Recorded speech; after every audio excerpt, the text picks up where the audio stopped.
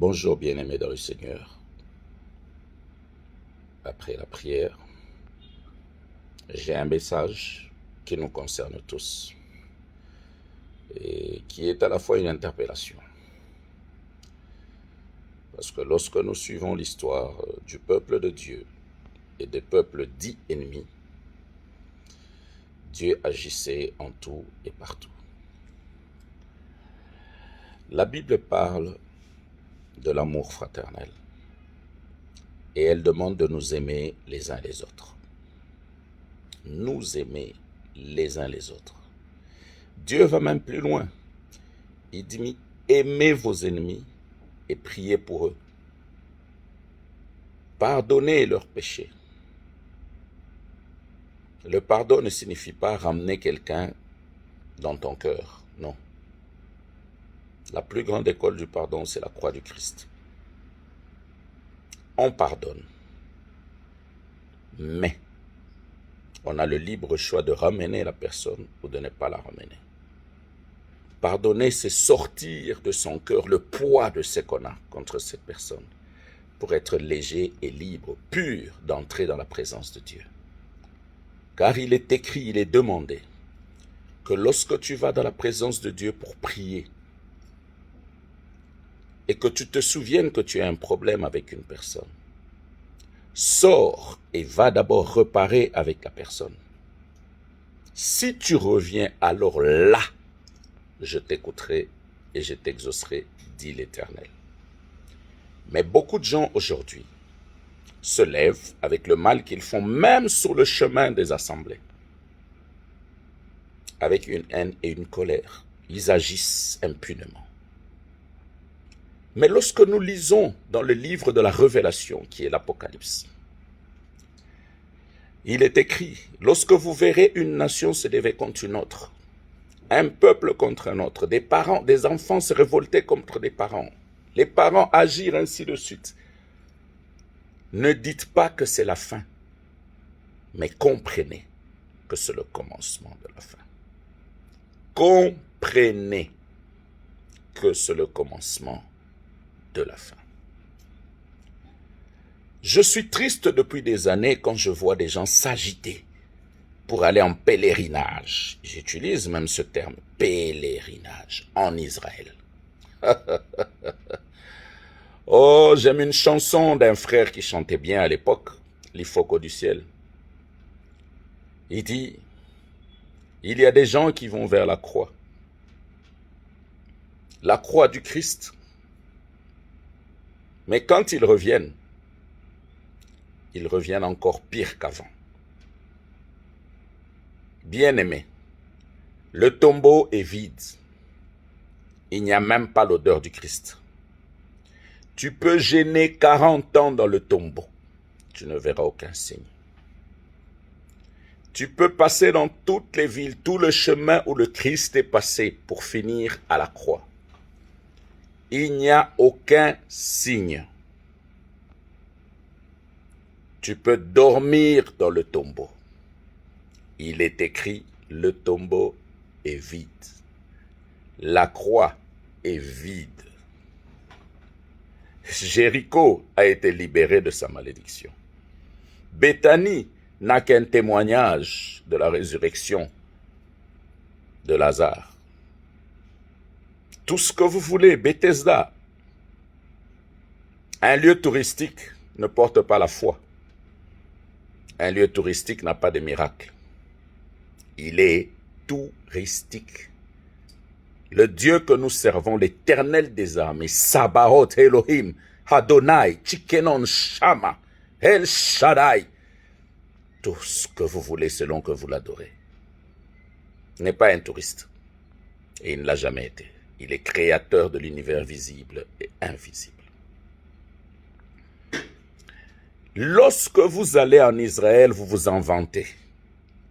Vous dépensez beaucoup d'argent pour les billets, vous revenez plus arrogant, vous pensez que vous avez eu un grade supérieur, une hauteur sur les autres. Non, vous n'en avez pas. Vous n'êtes rien d'autre que pire que ceux qui sont partis, ceux qui ne sont pas partis. Parce que ceux qui ne sont pas partis ont gardé la foi, ont continué à prier. dans la crainte de Dieu. Parce que la prière, c'est rappeler à Dieu sa parole par rapport à la situation que tu connais. Prier, ce n'est pas présenter à Dieu ses problèmes. Tes problèmes, là, Dieu les connaît et il les a permis. Ce qu'il attend de toi pour que ces problèmes passent, c'est que tu entendes cette parole qui s'associe à la situation ou aux circonstances que tu traverses pour qu'elle change ta condition. Et la prière est une intimité entre l'homme et Dieu. Dans ces assemblées où vous allez, ce n'est pas des lieux de prière. Voilà pourquoi quand on vous dit prier, vous criez, vous parlez de vos problèmes. Et ces gens-là, que j'appelle des hommes dits de Dieu, prennent vos problèmes là. Ils les écrivent. Parce que quand on vous dit de prier, le protocole ne prie pas. Lui-même et ses collaborateurs ne prient pas. Ils circulent au milieu de vous. Ils entendent vos problèmes et ils les écrivent. Demain, ils les transforment en prophétie. Et vous commencez à trembler. C'est quand même malheureux. Et c'est triste. Qu'on vous utilise comme des petits-enfants. Depuis quand la prophétie parlait des choses d'hier, tout ce qu'on te dit là, c'est toi-même qui as sorti ça dans la prière. C'est toi-même qui as raconté ça dans vos rencontres avec ces gens dans leur bureau, où ils se permettent de coucher avec les femmes des gens, de fourniquer avec les enfants des gens. Ces lieux sont devenus des lieux de débauche. Et vous tremblez quand ils passent, vous courbez, vous mettez à genoux, homme de Dieu, oin de Dieu, n'importe quoi. Soyons sérieux. Jésus, dans toute sa gloire, s'est mis à genoux avec une petite bassine d'eau. Il a lavé et essuyé les pieds de ses disciples. Mais aujourd'hui, ce sont les fidèles qui lavent les pieds des hommes dits de Dieu. Qui êtes-vous? Qu'êtes-vous devenus? La Bible ne questionne-t-elle pas? Que font les justes lorsque les fondements sont tombés? Moi, je suis choqué de voir les événements qui se passent dans le monde. Et les gens se taisent, ils pensent que c'est juste de la politique. Non. Ismaël est le fils d'Abraham. Il est l'aîné. Isaac est le deuxième. Né de deux mères différentes. Pourquoi? Parce que c'est la mère d'Isaac qui a voulu que Ismaël naisse par Agar. Et lorsque Agar pleura dans le désert avec toute la bénédiction d'Abraham qu'on lui avait donnée, qui n'a servi à rien, parce qu'elle a pleuré de la soif qu'avait l'enfant. Dieu, en répondant, n'a pas dit à Agar, Agar, Agar, Agar, j'ai entendu ta prière. Non. Dieu dit Agar, Agar, Agar, j'ai entendu les cris de l'enfant et je le bénis dans le désert. C'est ça que Dieu dit. Des temps après, Sarah enfante Isaac. Abraham monte avec Isaac à la montagne. La foi d'Abraham, ce n'est pas parce qu'il a nourri Dieu. Non. La foi d'Abraham, ce n'est pas parce qu'il a préparé un bon mets. Non. Abraham est devenu père de la foi lorsqu'il est monté avec Isaac à la montagne pour adorer l'Éternel. Il y a des gens qui disent Abraham a menti à Sarah. Non, il n'a pas menti. Lorsqu'on bâtissait un autel, c'était pour adorer l'Éternel. Donc quand Abraham a dit à Sarah, nous partons avec Isaac pour adorer l'Éternel, il n'a pas menti. Ils sont allés adorer. Mais lorsque presque au sommet, au lieu de l'adoration, Isaac se rend compte qu'il n'y a que lui, le bois, les pierres et le feu.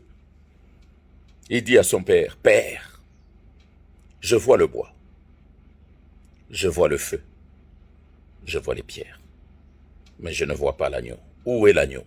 C'est là qu'Abraham devient le père de la foi.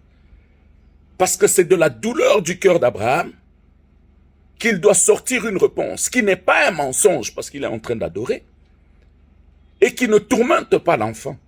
Parce que lui savait que l'agneau, c'était Isaac. Le fils de la promesse qu'on lui a donné, Dieu voulait le récupérer. Oh, ce que Dieu donne, il peut te demander de le prendre. Mais il va regarder ta foi. C'est comme ça que même la vie que Dieu nous donne, il finit par la reprendre. Mais avant de la reprendre, il regarde notre foi. Que sommes-nous devenus? Qui sommes-nous? Oh Isaac, l'Éternel lui-même se pourvoira. Qu'est-ce qui s'est passé au sommet? L'Éternel s'est pourvu pendant que lui voulait descendre le couteau. Et là, il est devenu le père de la foi. Mais toi qui te donnes des titres et des appellations, tu les as tirés de quoi? De l'arrogance, de l'orgueil, de la surestimation, de l'appellation paternelle, titre et appellation, de ta cupidité, ton escroquerie, de plusieurs paniers que tu mets là avec des titres. Dieu a besoin d'argent. Si Dieu avait besoin d'argent, la robe de Jésus aurait des poches. C'est non seulement une robe sans couture, mais elle n'avait pas de poches. Parce que là où il y a des poches, il y a la limite de ton pouvoir. Parce que la chair ne regarde que dans les biens matériels. Beaucoup parmi vous ont des poches. Oh mon parrain, oh mon père spirituel, oh celui-là, c'est n'importe quoi.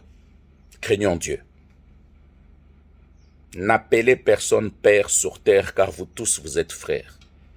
Quand vous appelez vos 10 pasteurs là, vos 10 je ne sais quoi là, frères, frères, frères, ils se fâchent. En quoi craignent-ils Dieu? Parce qu'en réalité, nous sommes tous frères, membres du corps du Christ. Les voyages ne sont pas une gloire. Si être béni, c'est voyager vers les États-Unis, le Canada, la France, l'Allemagne et tout ce que vous désirez voir. Mais les malheureux qui sont là-bas pour être bénis, ils doivent aller où? Que sont devenus les hommes? Que sont les âmes aujourd'hui? Réveillez-vous, peuple de Dieu. J'ai mal de voir à la télé tous les jours des innocents mourir, des bébés et des enfants mourir. Pourquoi? Parce que le peuple de la nation où vous allez vous balader, dit Israël, est en train de bombarder et est fier de bombarder, de tuer, parce qu'ils ont besoin d'une terre, parce qu'ils ont peur. En quoi sont-ils chrétiens? Parce qu'un chrétien n'a pas peur. La Pentecôte a fait de nous des enfants de Dieu, en qui Dieu a mis son esprit, sur qui il a reposé sa puissance. Lorsque la puissance de Dieu est sur toi, qu'est-ce qu'un ennemi pour que tu le craignes? Si tu crains l'ennemi, c'est que tu n'as pris l'esprit de Dieu en toi. J'ai entendu le président français dire, il va déclarer, reconnaître la Palestine comme un État. Jusqu'à ce jour, il ne l'a pas fait. Le président Poutine est en train de réclamer un espace de l'ancienne URSS. Là, le même président se tient debout, il réunit plusieurs présidents. De ce côté-là, ils sont en train d'agir et prendre des sanctions. Mais quelle est la seule sanction qu'ils ont prise contre Israël? À quel moment s'est-il tenu debout pour dire aujourd'hui je reconnais la Palestine comme un État? Et c'est ça que le monde est devenu. Et ce qu'est le monde, c'est ce qu'est devenu l'Église. Ce que vous appelez Église. Moi, j'appelle Église en tant qu'esprit, en tant qu'état d'âme. C'est ce qui se passe dans le bâtiment. Le mal qui était dans le monde se passe aujourd'hui dans vos assemblées, dans vos synagogues. Et les païens s'étonnent de voir que les chrétiens soient si méchants. Et Israël, que vous croyez être le peuple de Dieu. Non! Israël était le peuple de Dieu dans l'ancienne alliance. La Pentecôte a fait de nous tous des enfants de Dieu, car c'est sans exception aucune que Dieu dit, j'ai répandu mon esprit sur toute chair. Dieu n'a fait exception de personne. Toute chair. Ça veut dire, même les rats qui ont de la chair, les chiens, les oiseaux, les loups, tout ce qui a de la chair a reçu l'esprit. Aujourd'hui, quand vous regardez les documentaires, les animaux font du bien, le bien qu'un homme ne peut plus faire. Un léopard garde le petit d'une antilope toute une nuit. Jusqu'au matin, il l'accompagne, il le repousse au milieu des antilopes. Quand les antilopes le voient, ils fouillent. Lui, il prend, il tourne le dos et il s'en va. Un hippopotame vient sauver une gazelle sous les dents d'un crocodile. Mais l'homme voit un accident. Il filme, il publie. Un accident grave. Au lieu de prendre la personne, l'amener à l'hôpital. Qu'êtes-vous devenu? À quoi ressemble l'Église et le peuple de Dieu? Comprenez. que c'est le commencement de la fin. Réveillez-vous. La Bible demande, que font les justes lorsque les fondements sont tombés? Êtes-vous juste? Connaissez-vous les fondements? Qu'en avez-vous fait? Vous qui vous donnez des titres et des appellations, qui vous pavanez, qui voyagez en pensant que les voyages c'est une gloire, qui abandonnez des assemblées ici parce que vous avez découvert la beauté apparente, le mensonge à l'extérieur, et vous dites Dieu m'a dit d'aller là-bas. Vous éteignez l'œuvre de Dieu. Les âmes que Dieu a mis à vos côtés, qu'en avez-vous fait? Chacun répondra de ses actes. Les temps sont là. Les temps sont déjà là. La prophétie ne mentira pas, car Dieu est fidèle et juste. Réveillez-vous. Ne vous taisez pas. Parlez au nom de l'Éternel. Moi, j'ai parlé. Que celui qui a des oreilles pour entendre, entende. Et que ceux qui peuvent comprendre, comprennent que ce sont les signes du temps de la fin. Il n'y a que la prière qui apportera le salut. Il n'y a que la foi qui sauvera. Et la foi en Jésus-Christ. Dieu bénisse sa parole et bonne journée à vous. À très bientôt quand je reviens.